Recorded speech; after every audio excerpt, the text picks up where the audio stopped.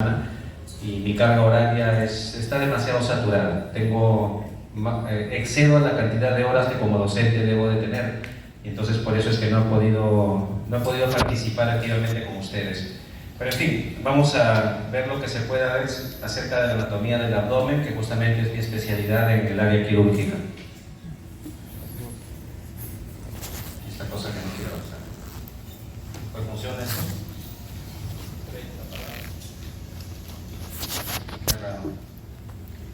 Pues que tenga que pasarlo al mío, ¿no? Quizás ahí. ¿No? Tampoco. Es esto, ¿no? Si no, lo paso acá nomás. ¿Cuál es? ¿Cuál?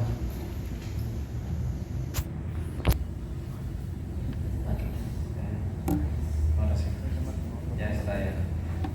Bueno, entonces el abdomen, vamos a ver que es una región cavitaria ubicada siempre entre el tórax y la pelvis. Primero vamos a tener un plano superior que pasa del apéndice sifoides, que es este, o proceso sifoideo, y la vértebra T12, y el inferior, que es el estrecho superior de la pelvis. Para definir la topografía abdominal, esta es la forma clásica de poder dividir el abdomen, que es en cuadrantes, que se traza una línea media y la línea transumbilical, y de acuerdo a esto se dividen en 4 cuadrantes, 2 superiores, que es superior derecho e izquierdo, y cuadrante inferior derecho e inferior izquierdo.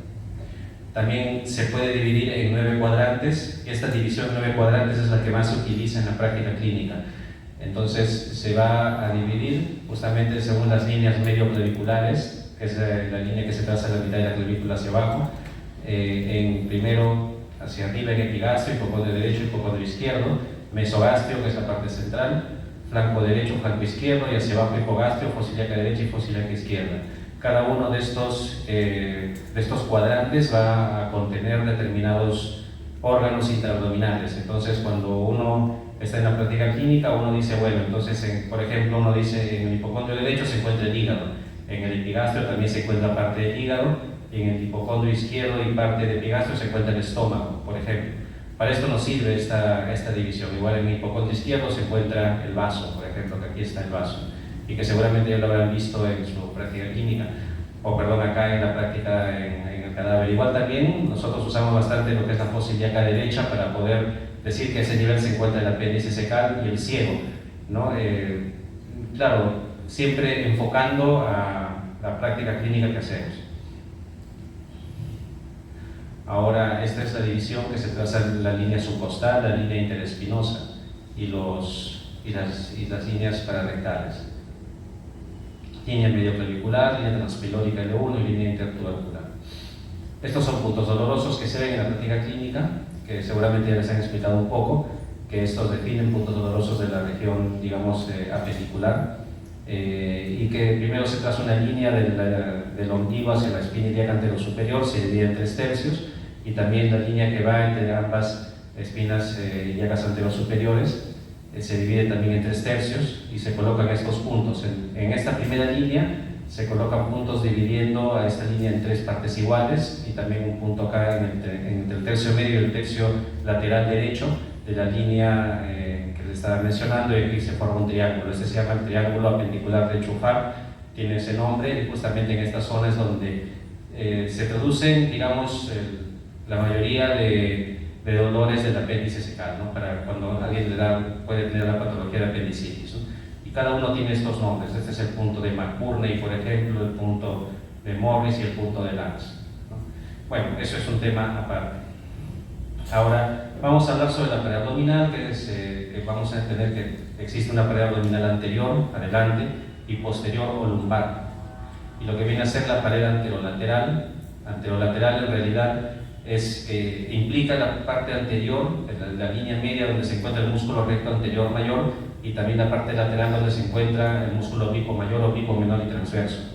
Y la región inguinofemoral hacia abajo, ¿no? Donde se encuentra la región inguinal, en la ingle. Y la región umbilical, que es central. Entonces esas son las regiones de la pared abdominal anterior. Ahora, sobre los planos anatómicos, siempre en cada plano anatómico les han hablado que existe primero la piel, luego el celular subcutáneo, que es el tejido graso. Entonces, en el caso del abdomen tenemos primero la piel, el tejido celular subcutáneo, que se va a dividir en fascia de Camper y escarpa, mal llamadas fascias, porque en realidad es tejido graso, pero es fascia de Camper y escarpa el nombre que tiene, y luego la fascia profunda de Gallaudet, también llamada oblicuo externa o innominada. Después de esta capa de tejido celular subcutáneo ya viene la aponeurosis, y en la parte de la aponeurosis, primero hacia la línea media, vamos a encontrar lo que se llama el estuche de los rectos. Acá, esto lo voy a explicar mejor en un momento. Y sobre los músculos, primero adelante tenemos el recto anterior y el piramidal, que es inconstante, y lateral tenemos los oblicuos mayor, menor y transverso. Detrás de digamos, del plano muscular, estos tres músculos de acá, que es la pared lateral, detrás de ello vamos a tener a la fascia transversalis o fascia endoabdominal, y también detrás vamos a tener la grasa preperitoneal y al final al peritoneo parietal. Entonces, eso lo vamos a ver mejor en la medida que vamos avanzando. Bueno, en el primer plano, en la piel, tenemos estas líneas de tensión, que son las líneas de Langer, que ya les habrán hablado seguro en capítulos anteriores.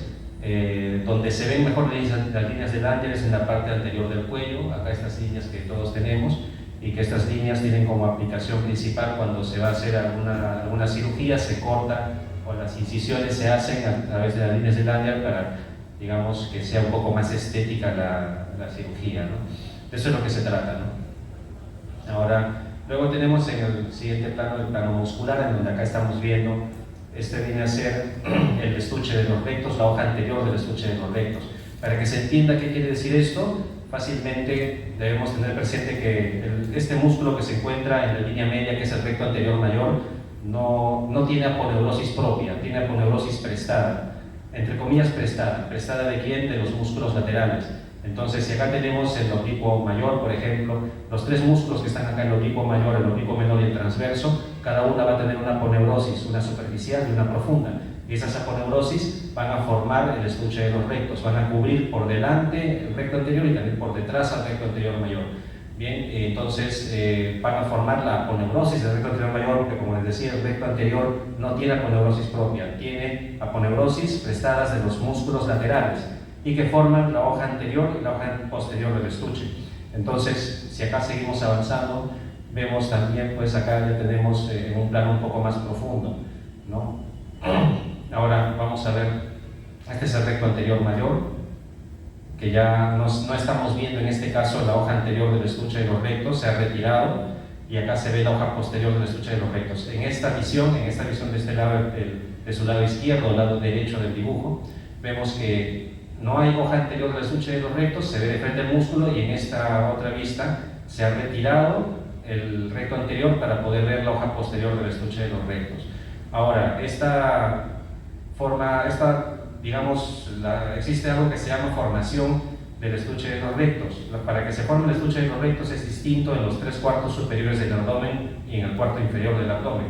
En los 3/4 superiores del abdomen, las tres primeras aponeurosis de la pared lateral van por delante del recto anterior, formando la hoja anterior del estuche de los rectos, mientras que las tres últimas aponeurosis forman la hoja posterior del estuche de los rectos.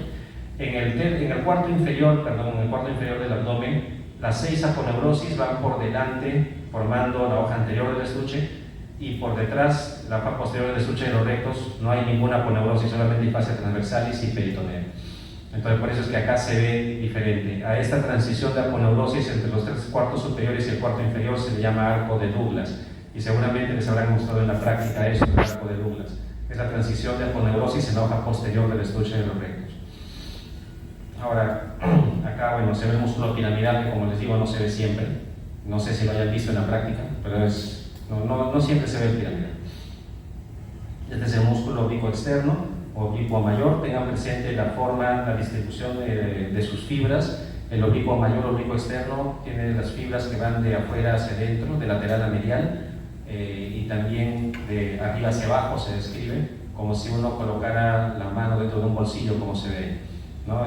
Mientras que el oblicuo interno, oblicuo menor, tiene la dirección de sus fibras totalmente opuestas a estas, ¿no? Recordemos que la aponeurosis del oblicuo mayor forma el ligamento inguinal. Este es el oblicuo menor, como les estaba diciendo, y la dirección de sus fibras es totalmente opuesto al oblicuo mayor, que es el siguiente plano. El oblicuo interno o oblicuo menor va a formar luego el músculo cremaster. Luego también tenemos el músculo transverso, que es el último plano, el último músculo que se encuentra en la pared lateral del abdomen. Y bueno, va a formar el tendón conjunto junto con el oblicuo menor, oblicuo interno. Esto es lo que les estaba hablando del estuche de los rectos. Vamos a hacer un corte transversal a este nivel, en donde al momento de hacer este corte transversal en la pared abdominal vamos a encontrar el músculo recto anterior acá al centro, el oblicuo mayor, oblicuo menor y transverso. Vemos que cada uno de estos músculos tiene una aponeurosis superficial y profunda. Entonces la aponeurosis superficial y profunda del oblicuo mayor se une con la aponeurosis superficial del oblicuo menor y van por delante formando la hoja anterior del estuche de los rectos, mientras que la hoja posterior del estuche de los rectos está formado por la aponeurosis profunda del oblicuo menor y la superficial y profunda del transverso, aparte de fascia transversalis y peritoneo. La fascia transversalis es el que vende verde y el peritoneo es el que está acá medio naranja, ¿no? Entonces, así es como se forma el estuche de los rectos en los 3/4 superiores del abdomen, en este corte que se ve, ¿no? Pero si hacemos un corte en el cuarto inferior del abdomen, vemos que las 6 aponeurosis, tanto la superficial y profunda de cada uno de los músculos, van a formar la hoja anterior del estuche de los rectos y la hoja posterior la van a formar solamente fascia transversalis y peritoneo. Entonces la hoja posterior en el cuarto inferior del abdomen va a ser mucho más delgada que en los 3/4 superiores. Bien, como les digo, esto se ve en la práctica y seguramente ya lo han podido notar. Y así es más o menos como se ve, ¿no? El recto anterior, oblicuo externo, oblicuo interno, transverso, las hojas, como les estaba diciendo, mire superficial y profunda por delante, la superficial del oblicuo interno, la profunda del oblicuo interno, y las dos del transverso van por la hoja posterior. Así es como se forma, ¿no? Y luego fascia transversalis y peritoneo al final. En el cuarto inferior ven que todas las aponeurosis van por delante del recto anterior, formando la hoja anterior del estuche, y la fascia transversalis y peritoneo viene al final. A esta transición de aponeurosis se llama arco de Douglas, como les decía.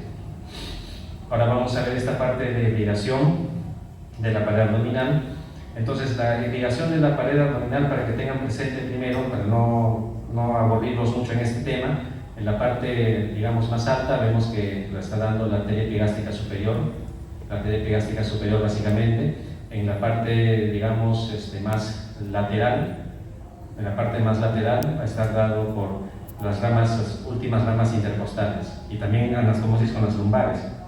Y en la parte inferior, la irrigación de la pared la va a dar la arteria circunfleja ilíaca superficial y la epigástica superficial, básicamente, ¿no? Y también parte de la arteria epigástica inferior. Entonces, esa es la irrigación de la pared, tal y como les estoy comentando.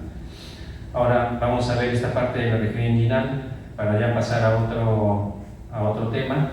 Tenemos las paredes, primero la pared anterior del conducto inguinal, que viene a estar dada por la aponeurosis del oblicuo mayor, la pared inferior, que es el ligamento inguinal, la pared posterior, que viene a ser la fascia transversalis, que se encuentra acá en la profundidad, es esta, digamos, la fascia transversalis, y el anillo, donde también se encuentra el anillo inguinal profundo. Entonces, la pared superior se describe que viene a ser el tendón conjunto cuando existe, porque normalmente el tendón conjunto es inconstante, solamente hay 5% de personas en tendón conjunto, y entonces lo que más se encuentra es el arco del músculo transverso. Entonces, todas estas son las paredes del conducto inguinal: hacia arriba tendón conjunto, hacia abajo ligamento inguinal, hacia adelante aponeurosis del oblicuo mayor y hacia atrás la fascia transversalis. ¿Ya? Entonces, el contenido del conducto inguinal en el hombre va a ser el cordón espermático y en la mujer va a ser el ligamento redondo del útero. Así, tal y como está acá. Cordón espermático del varón y ligamento redondo del útero en la mujer, ¿no? Estos son los pilares que van a formar el orificio o anillo inguinal superficial. Estamos viendo el pilar externo, el pilar interno, las fibras arciformes que lo unen y también el pilar posterior o ligamento de Coles, ¿no? Entonces son 3 ligamentos: pilar medial, pilar lateral y pilar posterior, ligamento de Coles, que van a formar el orificio inguinal o anillo inguinal superficial. Ya, esto es, bueno, es el anillo inguinal profundo, que lo forma básicamente el ligamento interfoliar de Hesselbach. Ahora, esta es una estructura que se utiliza bastante en hernias femorales, en donde deben de tener presente el concepto de cuadrilátero miopectíneo de Foucault. Entonces, este cuadrilátero miopectíneo conforma tanto el anillo femoral hacia abajo como el anillo inguinal hacia arriba. Entonces, los límites hacia arriba igual tenemos el borde inferior del músculo transverso, hacia adentro tenemos el recto anterior, hacia abajo el pecten del pubis y hacia el lateral el músculo psoas ilíaco, que es este, y la cintilla iliopectínea. Entonces esos serían los límites. Ahora, el contenido del cordón espermático en el hombre son todas las estructuras que están viendo. Lo más importante acá es el conducto deferente, lo más importante, conducto deferente. Ahora, deben acordarse que hay 3 arterias. Si es que tenemos acá todo el cordón espermático, deben recordar que el cordón espermático va a llevar estructuras al testículo. Si va a llevar estructuras al testículo, entonces va a llevar irrigación al testículo. Si va a llevar irrigación al testículo, entonces el cordón espermático debe tener una arteria que irriga el testículo. ¿Cuál será ese nombre? Arteria espermática, o testicular, o gonadal. Luego también vamos a tener la arteria deferencial, porque tiene que tener una arteria que irriga el deferente. La arteria que irriga el deferente es deferencial. Y también la arteria funicular o cremastérica, que es la arteria que irriga el músculo cremaster, que se encuentra como contenido del cordón espermático. ¿Qué vena se encuentra? Plexo venoso pampiniforme. Y los nervios hilo hipogástrico y inguinal. Básicamente el inguinal es que se encuentra el hilo hipogástrico, es un poco más externo, y la rama genital del nervio genitocrural. También algo de tejido graso. Entonces, este es el contenido del cordón espermático. En la mujer no hay mayor cosa que decir, porque solamente está el ligamento redondo del útero de la mujer. En el hombre sí hay bastante contenido. Ahora, en la medida de lo posible, esto se intenta ver en la disección. En la medida de lo posible, que no sé si lo hayan logrado ver, por lo menos se ve el deferente, por lo menos. Y el músculo cremaster, ¿no? De ahí las arterias hay que buscarlas, pero sí se encuentran. ¿Ya? Ahora, esta parte de acá, esta es una visión posterior en donde se ve el triángulo de Hesselbach, que acá tiene límites, el lobados epigástricos inferiores, ligamento inguinal y borde lateral del recto anterior mayor, ¿no? Esto un ratito. Acá se forma una anastomosis que se llama la corona mortis, círculo de la muerte o corona mortis, que es la unión, digamos, de la arteria obturatriz con la arteria epigástrica inferior. Acá se ve mejor, epigástrica inferior, obturatriz, y esta unión, esta anastomosis se llama corona mortis y que siempre va por encima del ligamento de Cooper.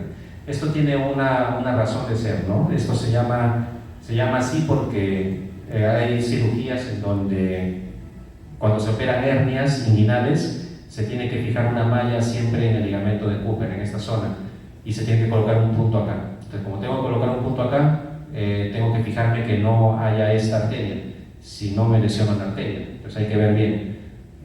Y como ven, esta es una anastomosis de la epigástrica inferior y obturatriz, y estas vienen directamente, una de la ilíaca externa y otra de la ilíaca interna, del tronco anterior de la arteria hipogástrica. Entonces sangra bastante. Por eso es que hay que ver siempre, hay que saber que esto puede haber, ¿no? En 30% de casos, entre 28 y 30% de casos hay corona mortis.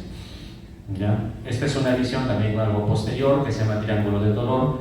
El triángulo del dolor se forma por el ligamento inguinal, el conducto deferente y un flap de peritoneo, en donde, o los vasos epigástricos, perdón, y un flap de peritoneo, y acá existen nervios que si es que al momento que uno hace también una cirugía reparadora de hernia, puede colocar de repente algún punto en esta zona y puede lesionar nervios, y después de la cirugía las personas pueden estar con dolor. Entonces hay que saber siempre estos reparos anatómicos, ¿no? Este es el triángulo de Doom. El triángulo de Doom está formado por el anillo inguinal profundo hacia acá, el flap de peritoneo hacia abajo, el deferente y los vasos espermáticos. Esto entonces viene a ser el Doom. Y el contenido del Doom, ¿cuál viene a ser? La arteria y la vena ilíaca externa. Ese es el contenido del triángulo de Doom. Igual, bueno, son grandes vasos. Tengo que saber que se encuentran ahí para evitar lesionarlos igual. Entonces, estas son algunas estructuras. Esta es la arcada femoral, que me parece que ustedes ya han visto esto en miembro inferior, ¿no? Ya han hecho el miembro inferior. Lo voy a pasar esto, ya, porque esto ustedes ya lo han visto. Vamos a ver otro tema más, ya que hay tiempo.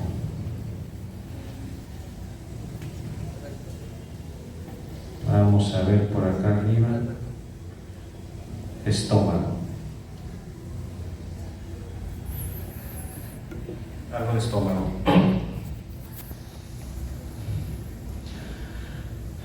Primero, esta parte del esófago. Recordemos que el esófago tiene los límites entre C6, la faringe, hacia el estómago.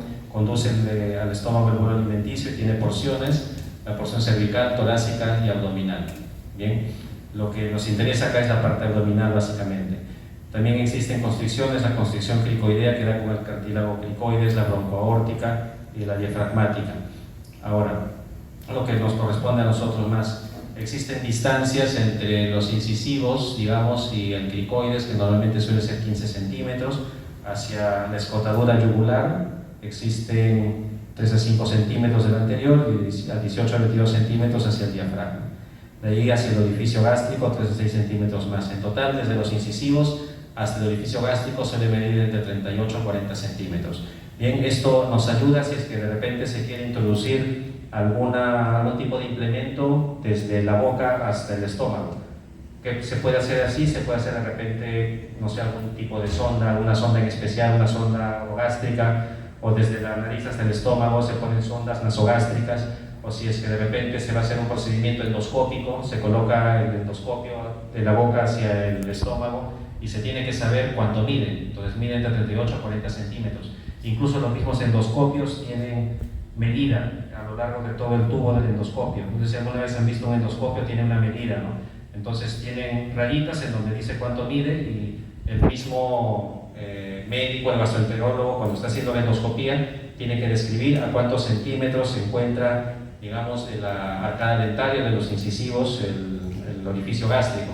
Y eso se sabe viendo las medidas que tiene el mismo endoscopio. Entonces, para eso es importante saber estas longitudes, ¿no? Para saber, digamos, dónde se encuentran normalmente estructuras. Por ejemplo, normalmente se encuentra, digamos, a esta distancia la unión esófago-gástrica, pero a veces, quizás al momento de hacer la endoscopía, como el endoscopio tiene medida, me doy cuenta que la unión esófago-gástrica no se encuentra a 38, sino se encuentra, no sé, a 35, está más alto. Entonces, cuando eso sucede, puede ser que haya de repente algún problema como una hernia del hiato del esófago. Entonces, eso es importante, ¿no? A veces existe una distancia muy grande en estos 3 a 6 centímetros, ¿no? Entre el diafragma y el orificio gástrico que es de 3 a 6 centímetros. Entonces, eso se puede ver en una endoscopía, si es que esta distancia es más grande o no.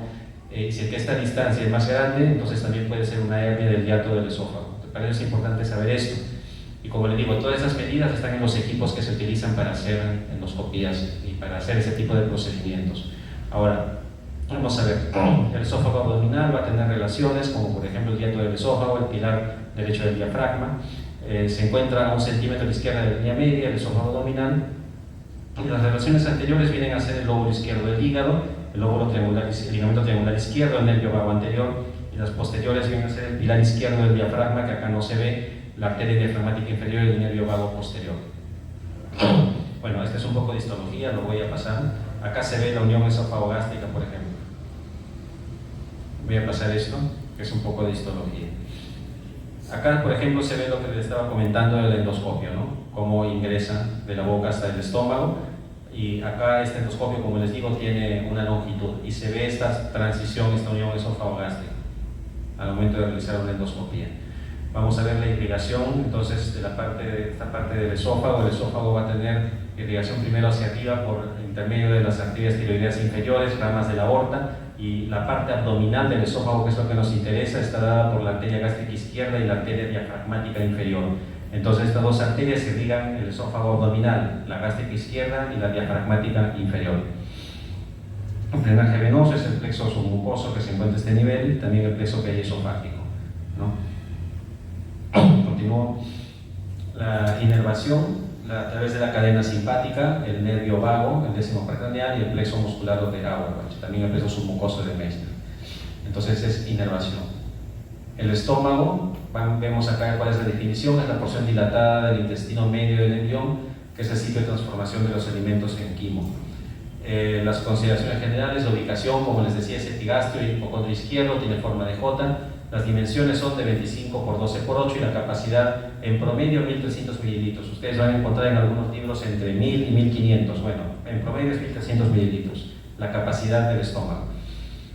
Bueno, esto es un poco de semiología, lo voy a avanzar. Esto sí, la configuración externa, tenemos primero hacia arriba el orificio superior que es el cardias, el inferior que es el píloro. Esta es la curvatura menor. La curvatura menor va a tener una porción vertical y una porción horizontal. En el límite entre esta porción vertical y horizontal de la curvatura menor del estómago tenemos esta zona que se llama incisura angularis.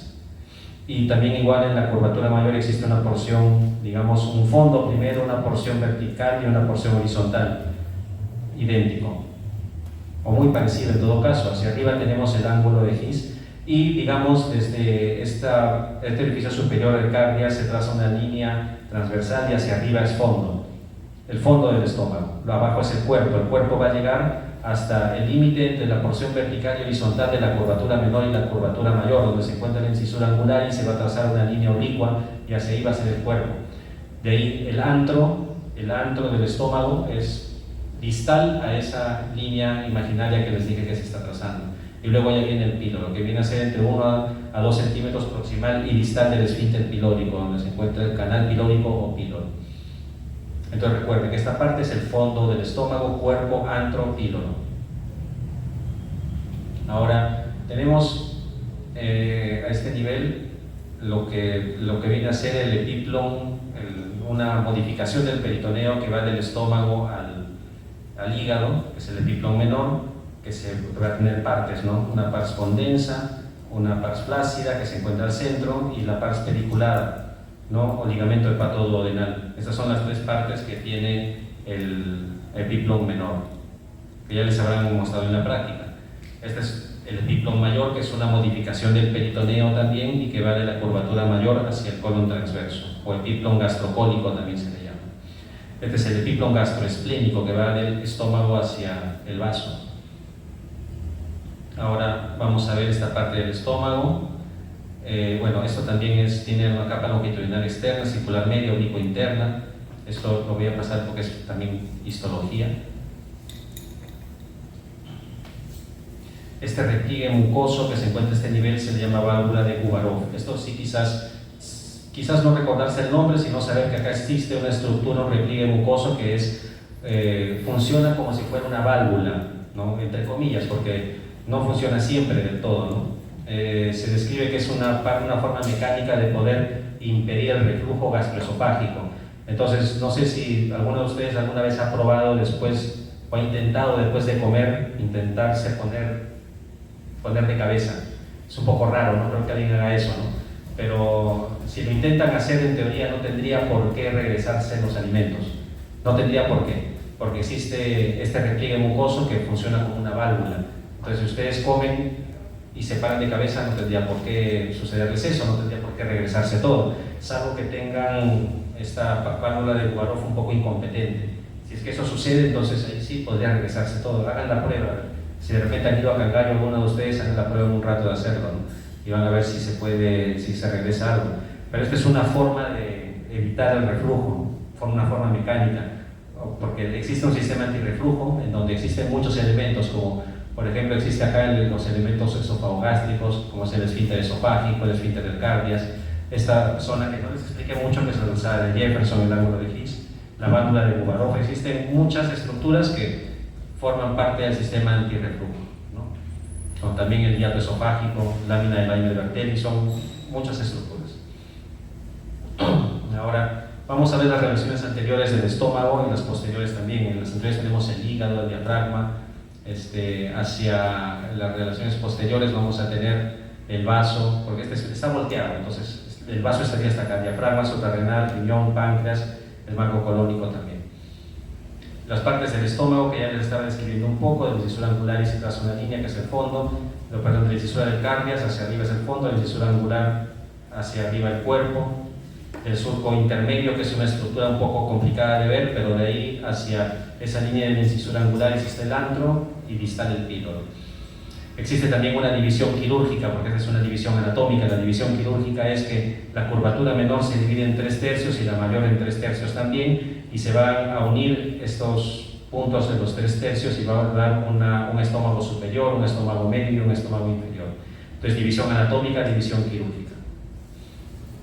Igual también podemos dividir en 4 partes iguales el estómago: pared anterior, pared posterior, curvatura menor y curvatura mayor. También se puede dividir así. Sobre la irrigación del estómago tenemos primero la aorta, y de la aorta vamos a ver que a la altura del plano transpilónico, que es L1, se va a originar el tronco celíaco. Del tronco celíaco sale la arteria coronaria estomática o gástrica izquierda, la arteria esplénica que va detrás del estómago y la arteria hepática común. Y también la arteria mesentérica inferior se ve un poco más abajo, ¿no? Entonces acá estamos viendo el estómago que va por delante. Hacia el cardias van a llegar las arterias gástricas, tanto anterior, que se origina de la coronaria estomática, y la arteria gástrica posterior, que se origina de la esplénica. Gástrica anterior o posterior, o cardioesófago, tuberositarias anterior y posterior también se llama, ¿no? Entonces ahí es como se forman acá todas estas ramas. Por ejemplo, acá tenemos la gástrica izquierda, la gástrica derecha o pilónica. La gástrica izquierda y la gástrica derecha van a irrigar la curvatura menor, mientras que de la esplénica se origina la arteria gastroepiclóica izquierda y de la arteria gastroduodenal se origina la gastroepiclóica derecha, y estas forman el arco arterial de la curvatura mayor del estómago. Bueno, aquí están las ramas: gástrica izquierda, esplénica, hepática común, gástrica derecha, gastroepiclóica izquierda, gastroepiclóica derecha, ¿no? Y esta es la forma como, bueno, esta es la irrigación del estómago. En verdad no es complicado, solamente aprenderse las ramitas y nada, no es la gran cosa. El drenaje venoso es más fácil todavía. Este es el vaso, la vena esplénica, la vena mesentérica inferior, tronco espleno mesentérico, vena mesentérica superior, vena porta. De la curvatura menor drenan directamente hacia la vena porta, tanto la vena gástrica izquierda como la derecha, mientras que las venas gastroepiclóicas izquierda y derecha van a drenar directamente a la mesentérica superior. Al final todas llegan hacia la porta, si te dan cuenta. Tanto la de la curvatura menor como la mayor, ambas van a llegar al final hacia la vena porta. Sobre la inervación lo va a dar el nervio vago. Los nervios vagos derecho e izquierdo van a formar un plexo anterior y posterior. El plexo anterior va a dar el nervio vago anterior y el plexo posterior va a dar el nervio vago posterior, ¿no? Así es como se grafica inicialmente. Esto lo voy a pasar, esto también. Esto es importante: la inervación del estómago. Este es el nervio vago anterior y el nervio vago posterior. Si es que se hace una sección, esto es para una aplicación quirúrgica, si se hace una sección en el nervio vago anterior, se llama esto vagotomía troncular, porque se secciona el vago en el tronco del vago, como se dice, ¿no?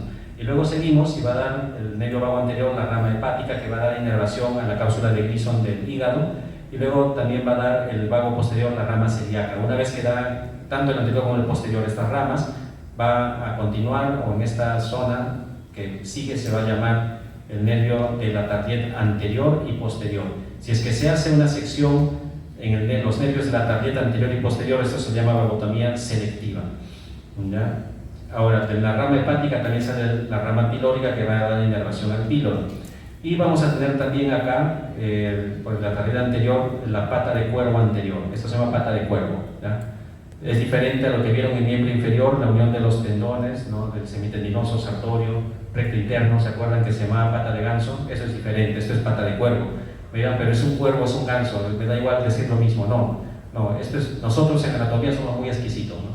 Si algún interno de medicina me dice que esto es pata de ganso, yo lo boto a patadas de la visita, porque es un salvaje, no me puede decir pata de ganso. Pata de ganso es otra cosa, ¿no? Y lo peor es que los salvajes lo dicen y los paro botando a patadas, ¿ya? Entonces esto es pata de cuervo, ¿ya? Bueno, a ustedes no les va, quizás no, para ustedes no va a hacer mucha diferencia saber alguna cosa u otra, ¿no? Pero deben saber que el nombre correcto es eso, es pata de cuervo. Ahí está. Ahora, si se hace una sección a la altura de cada una de estas ramas de la pata de cuervo, esto se llama vagotomía ultraselectiva, las células parietales o gástrica proximal. La sección de estos nervios se hace cuando alguien tiene algún tipo de úlcera gástrica y se quiere evitar el resangrado luego de la úlcera gástrica. Luego de hacer el cierre simple de la úlcera, se tiene que hacer vagotomías.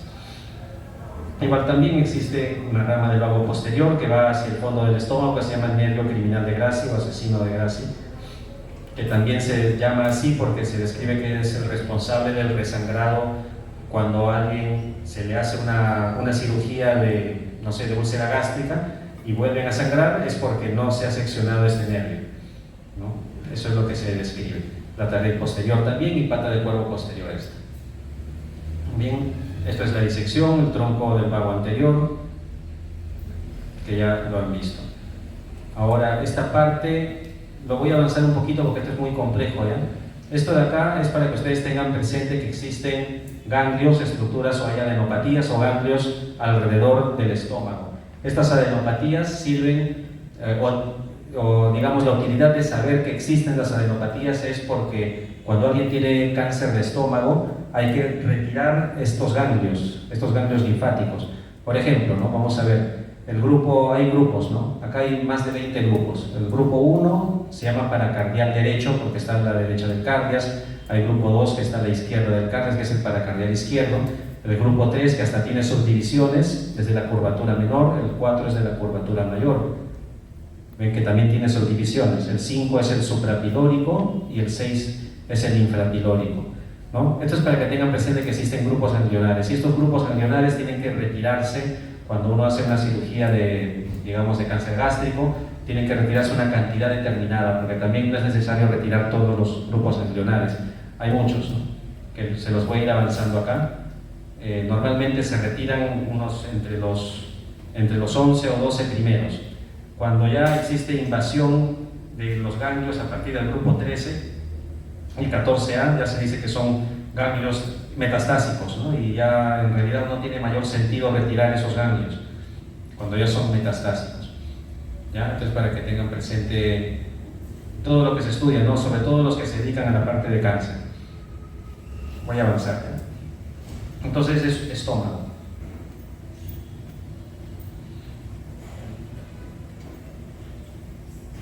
Tenemos que intentar hacer la mayoría. Acá vamos a avanzar un poco más rápido. Hígado.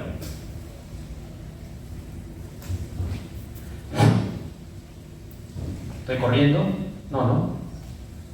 No, sí dicen por ahí, estoy corriendo. Ya bueno. Algo de anatomía de las vías biliares.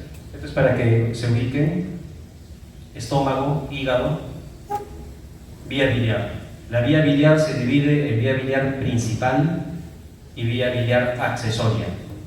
Vía biliar principal es la que se encuentra en la línea media y que es indispensable para vivir. Conductos hepáticos derecho, izquierdo, conducto hepático común, conducto colédoco.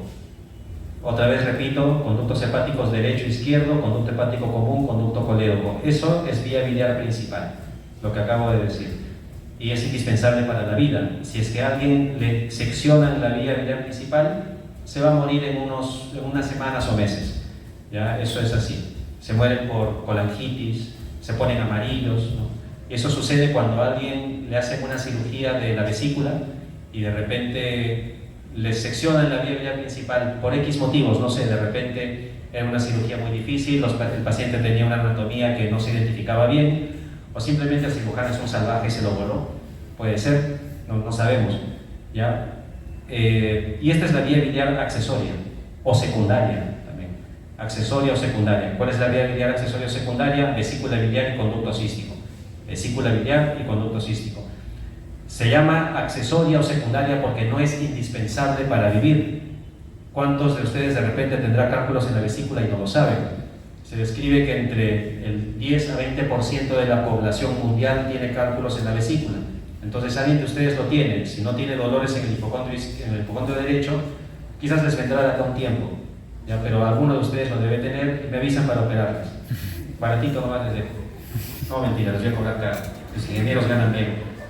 Bien, entonces, se retira la vesícula, se opera. Le cálculos en la vesícula y no pasa nada. No pasa nada, los pacientes siguen viviendo de lo más tranquilos. ¿Ya? ¿Qué más tenemos acá? En esta parte de la anatomía, esta es la vena porta, que ya les mostré algo de la vena porta, la aorta abdominal, el tronco celíaco, esplénica, coronaria, estomática, gástrica izquierda, hepática común y hepática propia o propiamente dicha. Es decir, la hepática común da una rama que es arteria hepática propia, que es la que entra al hígado. Igual el epiclón menor o gastrohepático, que se divide en una pars condensa, pars flácida y pars pediculada. La pars pediculada incluye al pedículo hepático. Atrás la vena cava inferior hacia atrás. Ahora seguramente en práctica les han mostrado, es un espacio por el cual se ingresa detrás del estómago. No sé si les han mostrado esto. Existe algo que se llama cavidad peritoneal mayor, que es la cavidad peritoneal tal y como la conocen cuando ustedes entran a ver la cavidad abdominal en los cadáveres, ven órganos, ven el intestino, el colon. Eso es cavidad peritoneal mayor, todo lo que ven. Y existe una cavidad peritoneal menor, También se llama transcavidad de los epiplones, y esa cavidad peritoneal menor o transcavidad está detrás del estómago. Y para poder ingresar a esa transcavidad de los epiplones o cavidad peritoneal menor, que es más pequeña, se tiene que ingresar a través de un espacio que se llama hiato de Winslow. Y los límites del hiato de Winslow son lo que les voy a mostrar: el lóbulo caudado de Spiegel del hígado, hacia arriba, hacia adelante el pedículo hepático, hacia atrás la vena cava inferior, y hacia abajo el bulbo o la primera porción del duodeno, o la rodilla, o la primera rodilla, como prefieran llamarlo. Entonces, estos son los límites del hiato de Winslow y que van a comunicar la cavidad peritoneal mayor con la cavidad peritoneal menor o transcavidad de los epiplones. Y ahí seguramente ustedes en la práctica han estado metiendo el dedo ahí, y claro, se ingresa, por ahí se ingresa la transcavidad.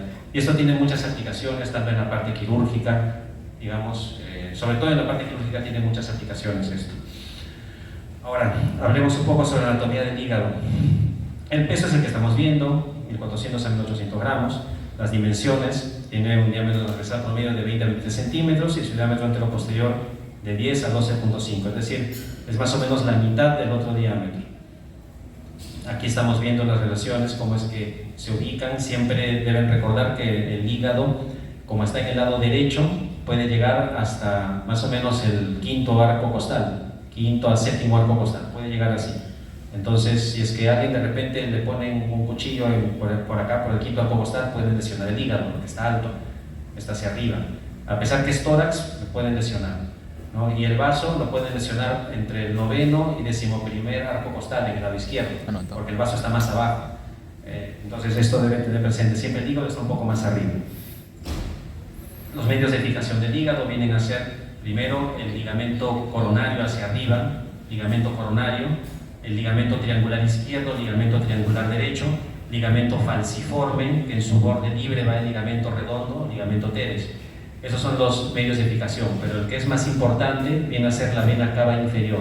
Este es el medio de fijación más importante, la vena cava inferior. Y hacia abajo estaría el pedículo hepático, también como otro medio más de fijación. Acá estamos viendo también medios de fijación, pero esta ya viene a ser la cara visceral del hígado. Ahora vamos a ver esta parte de la segmentación hepática. Primero tenemos acá la vena cava inferior, hacia adelante tenemos el hígado. Las venas que se originan de la vena cava inferior vienen a ser las suprahepáticas, suprahepática derecha, suprahepática media, suprahepática izquierda. Suprahepáticas o hepáticas, es lo mismo, suprahepática o hepática. ¿Ya? Van a ver atlas de anatomía de repente donde les dicen solo hepática, vena hepática, es válido, ¿sí? Hepática o suprahepática. Ahora vamos a trazar una línea que va a ir desde la vena cava inferior hacia el lecho vesicular o fosa cística. A esta línea se le va a llamar cisura portal principal o cisura sagital o línea de Cantley. Esta línea va a dividir al hígado en dos hígados, hígado derecho y en hígado izquierdo, o también se llama hemihígado derecho, hemihígado izquierdo. De ese mismo punto, más o menos de la vena cava inferior, se va a trazar otra línea hacia un punto equidistante entre el margen derecho del hígado y la fosa cística. A esto se le va a llamar cisura portal derecha. Y también se va a trazar una línea que la mayoría de veces coincide con el ligamento falciforme y que va a ser la cisura portal izquierda. Cada una de estas tres líneas va a coincidir con la trayectoria de las venas hepáticas o suprahepáticas. Como se pueden dar cuenta, la suprahepática media coincide con la cisura portal principal, la derecha con la derecha y la izquierda con la izquierda. Eso sí se nota claramente acá. Acá se van a delimitar 4 sectores o secciones. Sección o sector anterior derecho, posterior derecho. Medial izquierdo, lateral izquierdo. Así es como se define. A este anterior derecho también se le puede llamar medial derecho y a este otro lateral derecho también se puede llamar así. Bien, entonces sectores o secciones. Ahora vamos a ver la segmentación, porque estos a su vez se van a dividir también. La segmentación es con respecto a las ramas portales. Nos vamos a ver la vena porta acá. La vena porta se divide en rama derecha, rama izquierda. A su vez, cada rama derecha e izquierda de la porta va a dar una rama anterior y una rama posterior para cada uno de los sectores.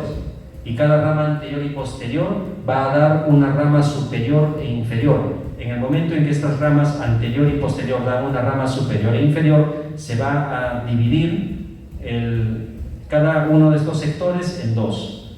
Primero, en el lado derecho, vamos a encontrar los segmentos 5, 6, 7 y 8 en ese orden, 5, 6, 7 y 8.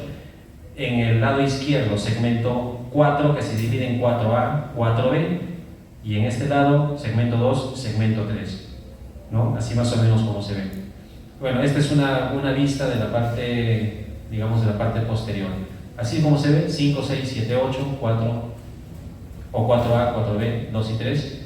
Y entonces, si es que se separan los segmentos, vamos a ver acá atrás este otro segmento que es de la parte posterior, que es el segmento 1, o lóbulo caudado, o lóbulo de Spiegel. En la cara anterior o parietal del hígado, no se ve nunca el segmento 1, el segmento 1 se ve en la cara posterior, mientras que en la cara posterior nunca se ve el segmento 8, el 8 solo se ve en la cara anterior.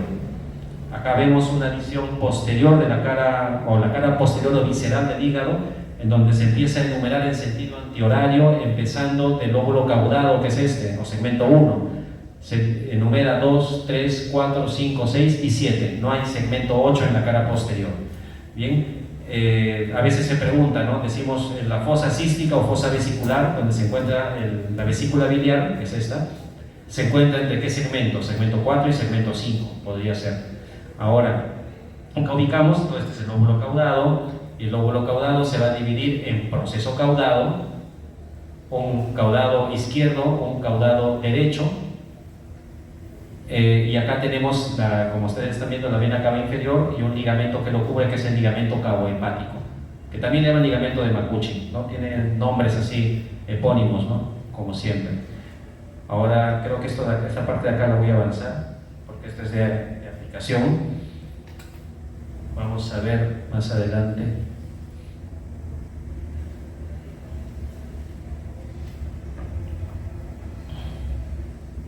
A ver, quiero que vean esto, de ahí lo voy a avanzar, ¿ya? Les estaba comentando para qué sirve el hiato de Winslow, ¿no? La comunicación de la cavidad peritoneal mayor con la menor, o transcavidad. El hiato de Winslow se encuentra detrás del pedículo hepático. Cuando alguien de repente tiene una lesión en el hígado por un trauma hepático, de repente lo han baleado en el hígado, le han metido un cuchillo al hígado, no sé, entonces el hígado sangra bastante. Para cohibir el sangrado hay que colocar una pinza en esta zona, en el pedículo hepático, para poder cohibir el sangrado. Se me abrió la pinza mucho. Ya bueno, la cosa es que esta pinza de acá, clampa, al clamparlo va a cerrar el pedículo y va a hacer que el sangrado acá se detenga en gran proporción. Entonces eso se hace para poder hacer reparaciones. Si tengo que hacer alguna sutura acá, no lo puedo hacer si está sangrando. Entonces hago esto para el sangrado y hago la reparación y luego lo abro nuevamente, ¿no?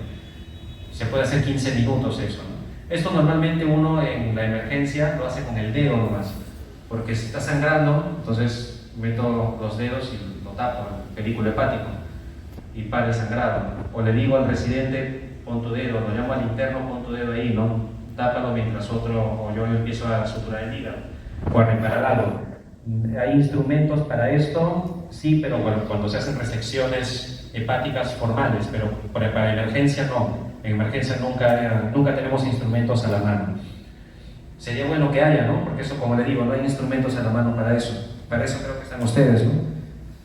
Para que nos solucionen los problemas. Ahora vamos a ver un poco sobre la anatomía. No, esto ya les he explicado ya. Esto es algo más que les quiero mostrar. De repente a alguien se le prende el foco con algunas cosas que digo.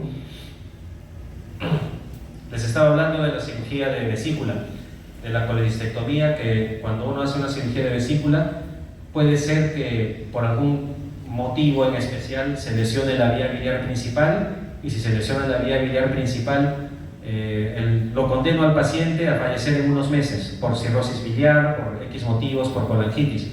Entonces existe una técnica que se llama técnica de la visión crítica de seguridad o visión crítica de Strasberg, que los cirujanos lo utilizamos para poder asegurarnos de la mejor manera que no vamos a lesionar la vía biliar principal al momento de operar. Entonces les voy a decir en qué consiste esto. Tenemos acá igual una anatomía muy similar, y acá tenemos siempre la vesícula biliar, el conducto cístico y el conducto hepático común cubierto por grasa, por tejido graso. Esta es la arteria cística que llega al bacinete, al paciente un infundíbulo, que es esta parte de la vesícula. Entonces, tengo que liberar esto en la cirugía.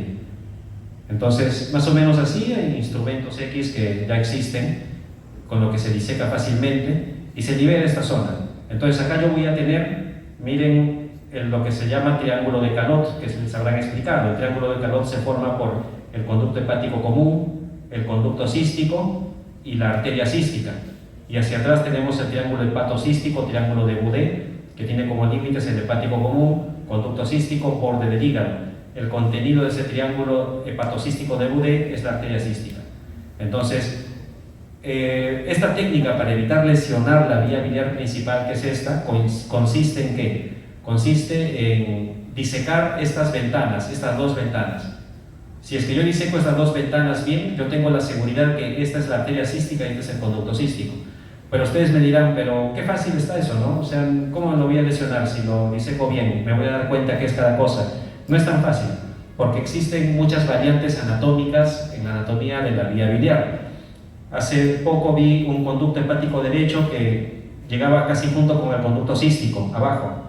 Hace poco vi un conducto cístico muy corto, es decir, era vesícula y vía biliar principal, muy pequeño, menos de medio centímetro.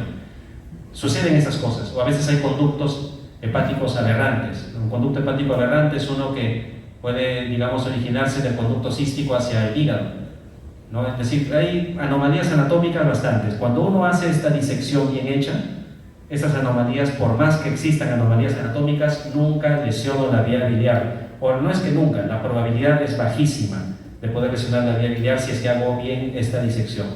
Entonces, hasta ahora solamente existe la, digamos, la habilidad del cirujano para poder hacer esto y poder conocer la anatomía. Es decir, el paciente confía en que el cirujano lo sabe hacer, conoce esto y conoce la anatomía. Pero no existe algo que sea más tangible. ¿A qué me refiero, no? Por ejemplo, será medio año, en el Hospital Clínico de Barcelona idearon un aplicativo que lo ponían delante de la pantalla de la cirugía laparoscópica, lo ponían delante y salían como señales, como que si se ponía rojo, no sé cómo habrán hecho eso, se ponía rojo cuando de repente faltaba la disección de una zona, que no sé cómo habrán hecho eso, pero igual no tiene tanta, digamos, no es tan fiable, ¿no? Porque eso se basa en la irrigación, tengo entendido. Es decir, que cuando uno va disecando, si es que una zona está más irrigada que otra, entonces se empieza a pintar, ¿no? Y esa luz que salía, media roja, al cirujano le alertaba que de repente no estaba bien, no estaba disecando bien, ¿no? Pero igual no es tan fiable. O sea, necesitamos de repente algo que nos ayude a poder, digamos, tener algo más fiable en el momento que uno está haciendo la cirugía para evitar lesionar vía biliar principal. No existe hasta ahora eso, ¿ya? Bueno, a ver, a alguien se le ocurre algo. Para eso están ustedes, como digo. Ahora vamos a seguir viendo.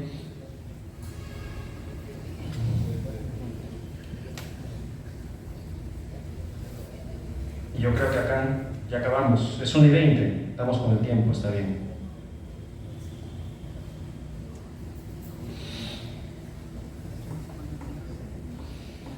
En esta parte final se encuentran, digamos, de repente patologías que son un poco más frecuentes, sobre todo en emergencia, ¿no?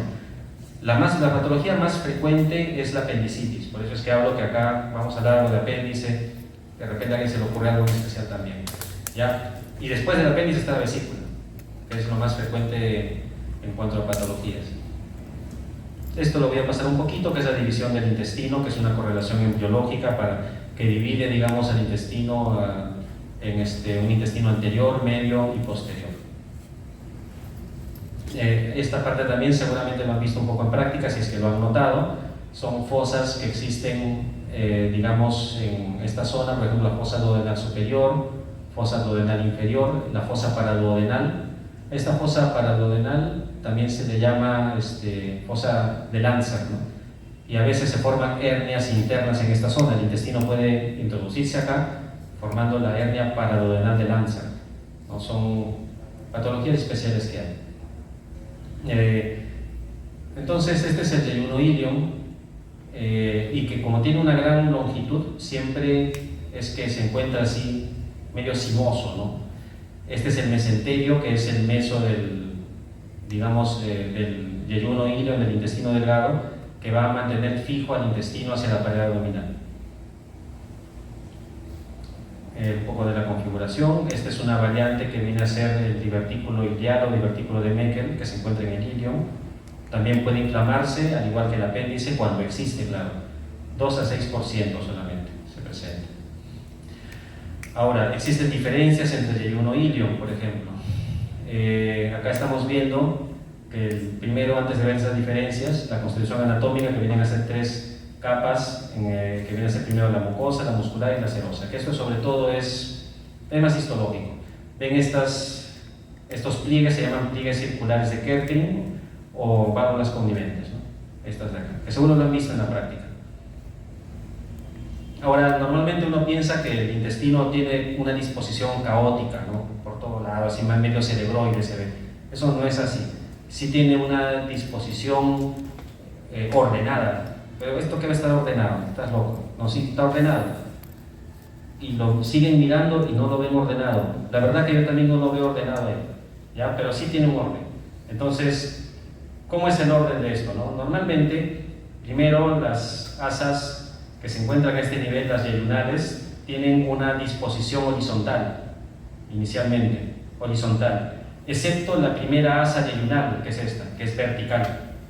Ya, la primera asa yeyunal es vertical y el resto son horizontales.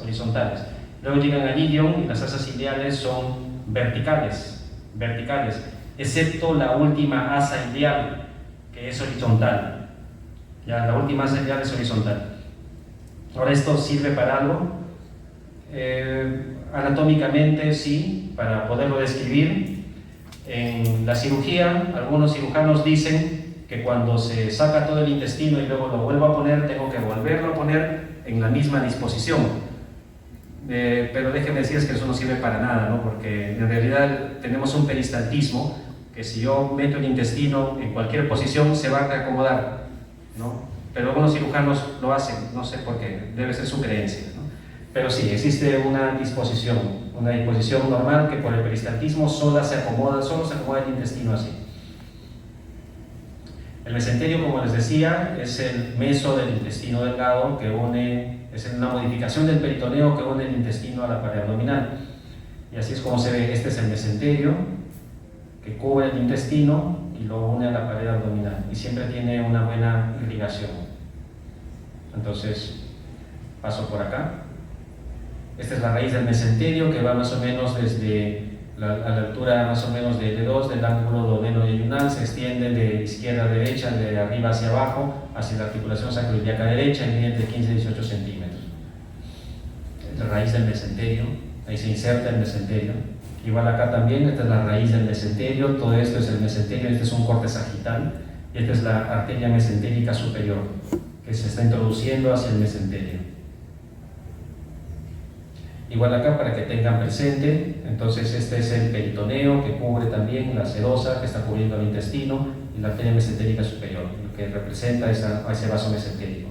Ahora, hay diferencias entre yeyuno e ilium. El yeyuno, por ejemplo, tiene paredes más gruesas. El yeyuno tiene paredes más gruesas, tiene mayor diámetro, puede medir hasta 3 o 4 centímetros de diámetro, se describe. El mesenterio tiene menor cantidad de tejido graso que el ilium. Claro, si se compara con el ilium, el yeyuno tiene menor cantidad de tejido graso. Por eso es que se ven mejor los arcos vasculares también. En el ilium el arco vascular se ve menos porque tiene más grasa, más tejido graso. Ven, acá los arcos arteriales son simples o dobles, con vasos rectos largos. Es decir, que acá los vasos rectos son más largos que en ilium y los arcos vasculares solamente hay 1 o 2 máximo. El color es rojo oscuro y suele estar vacío, sin contenido. Suele estar así, se describe, ¿no? Yeyuno se describe que viene de ayuno, viene de ese término, entonces por eso es que suele estar vacío. O lo denominaron así porque solía estar vacío en todo caso. Y ahora esto, ¿para qué me sirve? Bueno, al cirujano le sirve, de repente a ustedes no les va a servir mucho, ¿no? Ahí me sirve porque De repente, si encuentro una sección, una lesión de intestino en un trauma abdominal, yo al verlo, al ver la característica del intestino ya abierto, yo sé si es yeyuno. Y no tengo que estar contando el intestino de arriba hacia abajo, tantos metros, lo veo y sé que es yeyuno. ¿Ya? Pero bueno, eso lo sabemos los anatomistas, ¿no? Porque no todos los cirujanos son anatomistas, me diré. ¿Ya? Entonces, para eso es bueno saber estas cosas, ¿no? Son detalles anatómicos que marcan la diferencia a veces. El ilion, paredes delgadas, más delgada que el yeyuno, tiene menor diámetro, 2 a 2.5 centímetros de diámetro. El mesenterio tiene más tejido graso y por eso es que los arcos vasculares se notan menos, pero hay mayor cantidad de arcos vasculares, hay hasta cuarto o quinto orden de arcos vasculares y los vasos rectos son más cortos que en el yeyuno. Bien, el color es rosado y en este caso el ilion sí suele presentar contenido a diferencia del yeyuno.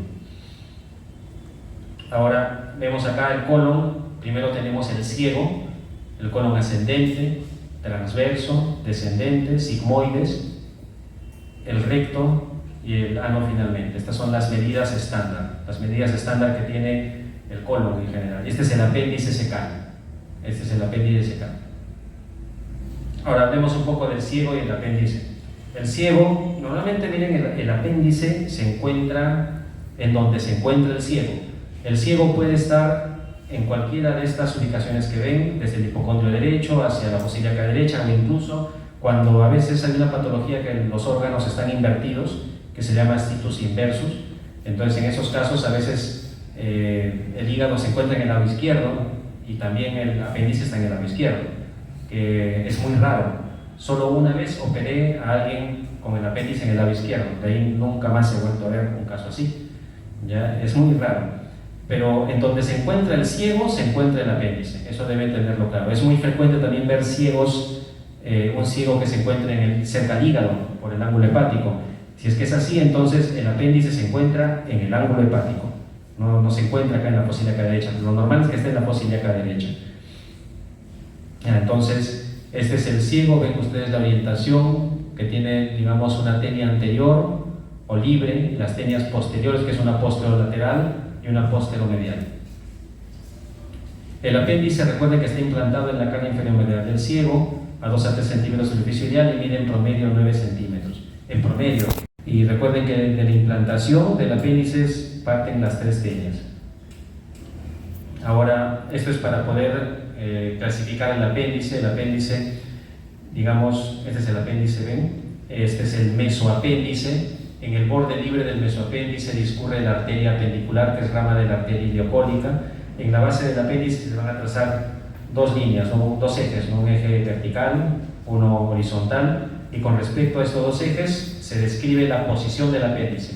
Entonces, la posición del apéndice puede ser, digamos, ascendente interna, ascendente externa, descendente interna, descendente externa. Puede ser así, ¿ya? ¿De qué me sirve a mí saber la posición del apéndice? Porque si es que yo pudiera saber la posición del apéndice desde antes de la cirugía, yo sé que esa cirugía va a ser rápida o va a demorar. Una cirugía rápida es cuando el apéndice está en descendente interna o ascendente interna. Si es que está en esta posición, podría estar subserosa y me puedo demorar, o podría estar retrocecal. Miren, un apéndice retrocecal ascendente, ¿no? Esta cirugía demora cualquier cantidad, puede demorar 2-3 horas, mientras que una cirugía de apéndice donde no está el apéndice así escondido puede durar 15 a 20 minutos, ¿ya? Pero esta dura bastante. No existe hasta este momento una forma de poder determinar si un apéndice está así, está retrocecal. Me dirán, pero no hay estudio de imágenes, hay tomografía, ecografía, resonancia. Sí hay eso, pero no se ve. O sea, hasta ahora no he visto un solo informe de una tomografía de un paciente que me diga, o que un radiólogo me diga, está retrocecal. No sé, no lo pueden ver, no tengo la menor idea de por qué hasta ahora no existe un parámetro fidedigno para ver eso. Bueno, espero que algún día haya. Y normalmente nos damos cuenta en el intraoperatorio y ahí sí se sufre un poco, ¿no? La configuración interna. Papila ileal, esta es la papila ileal, que se llama también, en este caso se llama papila cuando no es cadáver, ¿no? Cuando uno ve en el paciente, hay una papila, pero en el cadáver se ve como una válvula, Esto se llama válvula de Bawin o barrera de los boticarios, también se le llama, ¿no? O se le llama válvula iliocecal, más fácil, ¿no? Que tiene frenillo anterior, posterior, tiene un labio superior y un labio inferior, y también el orificio appendicular tiene una válvula que se llama válvula de Herlach. Son nombres anatómicos que se dan. Acá se ve papila, por ejemplo, ¿ven? Ven, acá es circular, acá hay una papila, pero acá hay válvula, no hay papila. Entonces, este es un dibujo de alguien vivo, este es de un cadáver. Eso es lo que me refería, ¿no? Ahora, cada una de estas dilataciones, ven, hay dilataciones, a cada una de estos se llama austras o abolladuras. Austras o abolladuras, y entre cada austra ven un pliegue, esto se le llama pliegue semilunar. Pliegue semilunar, entre cada pliegue hay un austra o abolladura. Estos son las fascias de coalescencia, que también son modificaciones del peritoneo. Fascia de Toll 2, fascia de Toll 3, hacia acá, 1, Fredet, de Treitz. Bueno, fascias de coalescencia son. Normalmente las fascias de coalescencia, tanto las de Toll 2 como Toll 3, se encuentran detrás del colon, tanto ascendente como descendente. La fascia de Treitz se encuentra por detrás del complejo duodeno-páncreas, por eso también se llama fascia preduodeno-pancreática. Y la fascia de Fredet se encuentra por delante del complejo duodeno-páncreas y se llama fascia preduodeno-pancreática. Preduodeno-pancreática, retroduodeno-pancreática, Toll 2, Toll 3, o fascias de Carl Toll también, como prefieran. La arteria mesentérica superior, vamos a ver esta irrigación. De la arteria mesentérica superior a la izquierda, todas son ramas entéricas o yeyuno-iliales, todas. A la izquierda todas son ramas yeyuno-iliales. A la derecha todas son ramas cónicas. Es decir, a la derecha de la mesentérica superior todas irrigan al colon, a la izquierda irrigan intestino delgado. Hay un excepto en las ramas que salen hacia la derecha, es decir, hacia la derecha todas irrigan al colon, excepto el tronco de las pancreatoduodenales. El tronco de las pancreatoduodenales inferiores, anterior inferior y posterior inferior. El resto son cólicas, cólica iliocólica, cólica media, cólica derecha, que lo vamos a ver en un momento. Entonces, esta es la mesentérica superior, que va a dar ramas yeyuno-iliales a la izquierda, las arcadas de primer y segundo orden en yeyuno, hasta cuarto o quinto orden en ilio. Y los vasos rectos y el arco marginal se le llama arco de Dwight, al arco marginal del intestino delgado. Acá estamos viendo también sobre la irrigación del colon, que son las ramas que van a la derecha de la arteria mesentérica superior, y lo voy a explicar mejor acá. A ver, ¿dónde está mi animación? Ahí está. Aorta mesentérica superior, a la mesentérica superior, recuerden, se origina a la altura de L1, la inferior L3. De la mesentérica superior a la izquierda tenemos las ramas entéricas o yeyuno-iliales. De la mesentérica superior sale la cólica media, la cólica derecha, la cólica media, y sale la arteria iliocólica también. Esta arteria iliocólica también se le llama tronco ilio biseco apendículo cólico por las ramas que da. Da la rama ilial, secal anterior, secal posterior, apendicular y la rama cólica. Entonces, por eso también se llama ilio biseco apendículo cólico o arteria iliocólica. Esta arteria iliocólica es la única rama constante de la arteria mesentérica superior. De esta arteria iliocólica hacia arriba, a la izquierda, claro, todas son yeyunales. De la arteria iliocólica hacia abajo, a la izquierda, todas son iliales. Normalmente solamente hay entre 3 a 5 ramas iliales y el resto hacia arriba todas son yeyunales.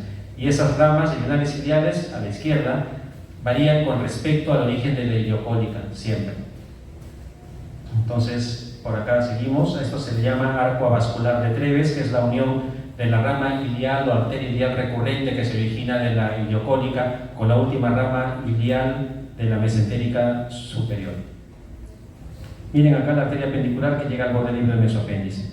La cólica derecha se anastomosa con la rama cólica de la arteria iliocólica. La cólica media igual se va a anastomosar con la cólica derecha. Todas estas se anastomosan entre sí. Y de la mesentérica inferior se origina el tronco de las sigmoideas, que va a dar las ramas sigmoideas y también va a dar de la mesentérica inferior la arteria cólica izquierda. Y esta cólica izquierda igual va a dar una rama ascendente y una rama descendente. Acá existe un arco inconstante que se llama arco avascular verdiolano, que une la cólica media con la cólica izquierda. Y la arteria anostomótica central es la arteria que se encuentra paralela al vascular verdiolano cuando existe, ¿no? la arteria mesentérica inferior, cuando cruza la arteria ilíaca primitiva, cambia de nombre a hemorroidal superior o rectal superior. Y ahí tenemos las ramas sigmoideas. Primera sigmoideas, segunda, tercera o superior, media e inferior, ¿no? Bueno, esa es la irrigación del colon. Al arco marginal del colon será el marco marginal del pulmón. Hay bastantes nombres acá que seguramente ya se habrán acostumbrado a escuchar epónimos a los profesores que les enseñan. Eso es así, la anatomía es así. Ahora, este es el drenaje venoso, que tenemos la vena mesentérica inferior que se une con la vena esplénica, forman el tronco espleno-mesentérico, y al tronco espleno-mesentérico se une la vena mesentérica superior y luego forman la vena porta. Eso es lo mismo que les expliqué hace un momento, pero visto el drenaje venoso desde el colon hacia la porta. Bueno, es un poco más de lo mismo, un poco más de lo mismo. Estos son los grupos ganglionares linfáticos, que acá no es como en el estómago que hay un montón de grupos, ¿no? Acá solamente se divide en 4 estaciones: epicólicos, paracólicos, intermedios y principales o centrales, dependiendo de en dónde se encuentran ubicados los ganglios linfáticos, ¿no? Esta es la cantidad de ganglios linfáticos que hay en cada uno de los, digamos, de los vasos que existen, de la iliocólica, cólica derecha. Esta cantidad de ganglios linfáticos ayuda a, cuando uno hace resecciones por cáncer de colon, uno tiene que hacer ligaduras de las arterias en su origen, y cuando se hacen resecciones de colon o de los vasos, de estas arterias, se considera que se ha hecho una buena resección ganglionar cuando hay más de 12 ganglios retirados. Entonces, por eso es que tenemos que saber los cirujanos esto, ¿no? La cantidad de ganglios que hay en cada uno de esos vasos. Es para ver la inervación del colon. Existe una porción simpática y una parasimpática. Con respecto a la parasimpática, tenemos el nervio vago, que llega hacia el ganglio celíaco, al ganglio mesentérico superior, y este va a dar inervación al intestino delgado y a la parte del colon derecho. Y también tenemos que de las últimas ramas sacras van a dar ramas hacia el colon izquierdo. Pues es la porción parasimpática, inervación parasimpática. La porción simpática lo va a dar el nervio esplácnico mayor, el esplácnico menor y el inferior, que van a dar ramas hacia el ganglio renal, el ganglio aórtico renal y el ganglio celíaco, y estos van a dar inervación al intestino delgado y al colon derecho, mientras que para el colon izquierdo la inervación va a ser a través de L2, básicamente hacia el ganglio mesentérico inferior y el colon izquierdo. Esa es la inervación del colon. Y bueno, yo creo que hasta ahí nos quedamos, porque estas ya son aplicaciones quirúrgicas. No sé si haya alguna pregunta, lo pueden decir ahora. ¿Hay preguntas? ¿No hay? Pueden despertar si quieren. Nada más.